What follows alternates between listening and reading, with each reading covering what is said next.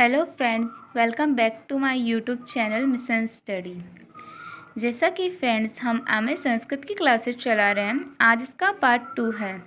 हम वैदिक साहित्य का इतिहास पढ़ा रहे हैं, जिसमें हमने वेदों का महत्व पढ़ लिया है। आज हम वेदों का रचनाकाल पढ़ेंगे।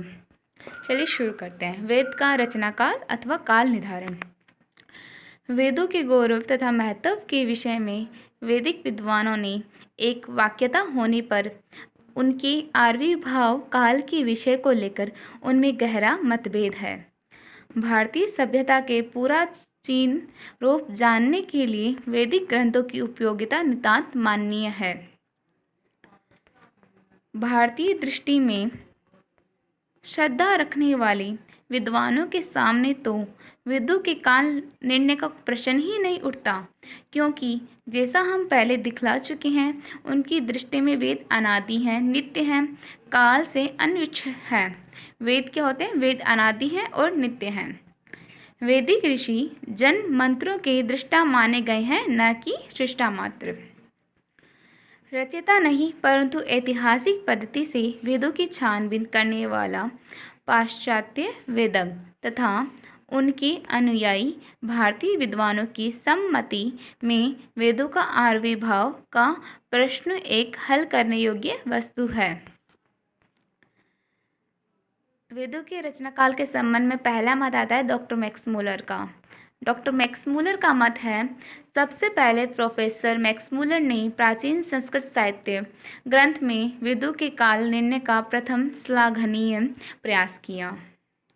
उनकी मान्य सम्मति में वेदों में सर्व प्राचीन ऋग्वेद की रचना 1200 विक्रम पूर्व में सफल हुए।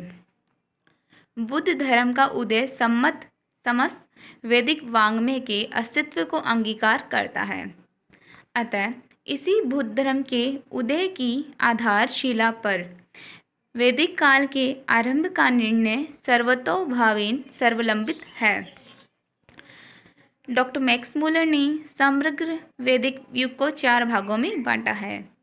वेदों के काल निर्धारण के संबंध में डॉक्टर मैक्समूलर का मत है, तो उन्होंने अपने वैदिक युग को 4 भागों में विभाजित किया है। तो पहला जो काल है वो छंद काल के नाम से जाना जाता है, दूसरा मंत्र काल, तीसरा ब्राह्मण काल, चौथा सूत्र काल। और प्रत्येक युग की विचारधारा की उदय तथा ग्रंथ निर्माण के लिए उन्होंने 200 वर्षों का कुल समय माना है। मैक्समूलर के मत के अनुसार ऋग्वेद की रचना आज से 3200 वर्ष पूर्व की गई थी। मैक्समूलर महोदय ने भौतिक धर्म शीर्षक अपने जी फोर्ड व्याख्यानमाला के अवसर पर उन्होंने स्पष्ट शब्दों में कहा है कि भूतल पर कोई भी शक्ति ऐसी नहीं है जो कभी निश्चय कर सके कि वेदों मंत्रों की रचना 1000 से 1400 या 2000 या 3000 ईस्वी पूर्व में की गई है। तो मैक्समूलर महोदय हैं, जिन्होंने वेदों का रचनाकाल ज्ञात करने की सर्वप्रथम प्रयास मैक्समूलर महोदय ने किया था। इन्होंने वेदों का समय 1200 से 1000 ईस्वी पूर्व माना था। इन्होंने वेदों का समय के लिए 4 वैदिक युग में बांटा था, छंद काल, मंत्र काल, सूत्र काल और अंतिम काल। ये 4 थे। इन्हें 200 वर्ष में इन्होंने डिवाइड किया था। अब हम बात करेंगे प्राचीन वर्षारंभ की। यद्यपि एक वर्ष के अंदर 6 ऋतुएं होती हैं। प्रथम वसंत, द्वितीय ग्रीष्म, तृतीय शरद, चतुर्थ हेमंत, पंचम वर्षा तथा षष्ठ शिशिर। तो ये 6 ऋतुएं होती हैं एक वर्ष के अंदर। इन ऋतुओं का आविर्भाव सूर्य के संक्रमण पर निर्भर रहता है। प्राचीन काल में वसंत से वर्ष का प्रारंभ होता है। ऋतूनाम कुसुमाकर गीत है। आजकल वसंत संपात से मीन की संक्रांति से आरंभ होता है। लोकमान्य तिलक का मत है, लोकमान्य की विवेचना के अनुसार यह समय और भी पूर्ववर्ती होना चाहिए। ऋग्वेद का गाढ़ अनुशीलन कर उन्होंने मृगशिरा नक्षत्र में वसंत संपात होने के अनेक निर्देश को एकत्रित किया। तैत्तिरीय संहिता का कहना है कि फाल्गुनी पूर्णिमा वर्ष का मुख है। तैत्तिरीय संहिता में कहा गया है फाल्गुनी पूर्णिमा वर्ष का मुख है। बाल गंगाधर तिलक ने भी वैदिक युग को 4 भागों में बांटा था। पहला अदिति काल, दूसरा मृगशिरा काल, तीसरा कृतिका काल और चौथा अंतिम काल। शिलालेखों से पुष्टि। नवीन अन्वेषणों से इस काल की पुष्टि हो रही है कि सन 1906 ईस्वी में डॉक्टर हुगो विंकलर ने एशिया माइनर के बोधाज कोई नामक स्थान में खुदाई कर एक प्राचीन शिलालेख की प्राप्ति की।